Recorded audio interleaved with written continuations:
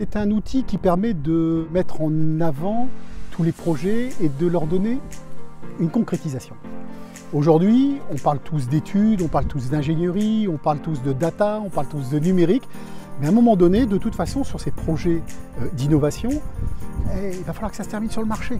Donc il faut que ça soit sur le marché. Les produits doivent venir sur le marché. Et donc à un moment donné, il est important de montrer que ça a un débouché et que ça existe et qu'on peut toucher des gens.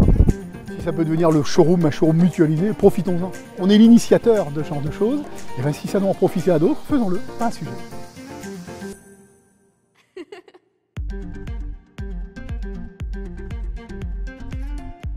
Il y a des projets sur lesquels c'est concret, on sait quoi ça va servir. Le poste de conduite, par exemple, c'est clair. Ça permet de former les gens, ça permet effectivement de former à la conduite à distance. Parce qu'on parle tous, on commence à entendre parler des drones, à savoir qu'un drone, ça s'opère effectivement avec une certaine distance. Imaginez qu'on puisse faire exactement la même chose avec des trains, non pas pour le plaisir de les voyager de Paris à Lille et en disant youpi, il n'y a plus de conducteurs, c'est pas ça, mais il y a plein de temps de conduite. Tous ces métiers possèdent des certifications. Le conducteur de train, il a des temps de conduite. Et quand vous utilisez ces temps de conduite à faire manœuvrer ces trains sur un atelier avant de le mettre en commercial, donc en production, c'est des heures de conduite qui perdent, donc il faut changer entre temps. Donc ça devient très compliqué. Donc si on peut déjà se servir de tout ça pour la manœuvrabilité opérationnelle de tous les jours des maintenances, etc., sans consommer du temps de conduite, c'est magique. On va concentrer les conducteurs sur leur vraie tâche de conducteur en production et non pas pour des tâches annexes. C'est composé de ça, de projets et de technologies.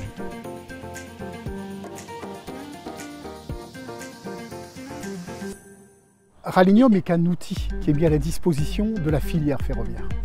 Et ça, c'est important, il faut qu'on le martèle. Donc, à partir de ce moment-là, si la filière a besoin de gagner en compétitivité, parce que si vous prenez des gens comme Alstom, leur chiffre d'affaires de la France, il n'est pas très important par rapport à leur chiffre d'affaires mondial. Donc, si les développements qu'on fait là leur permettent aussi de grossir, ici, il y a les usines de Crépin, il y a l'usine de Petite Forêt, et ça fera effectivement encore toujours pareil, donner du travail aux gens. Donc, nous, on n'est qu'un outil. On n'est pas un machin en soi, on n'a pas les brilles à l'international. Bien entendu, on rencontre les gens, on va voir les gens internationaux. InnoTrans au mois de septembre qui est la Mecque, le salon du ferroviaire.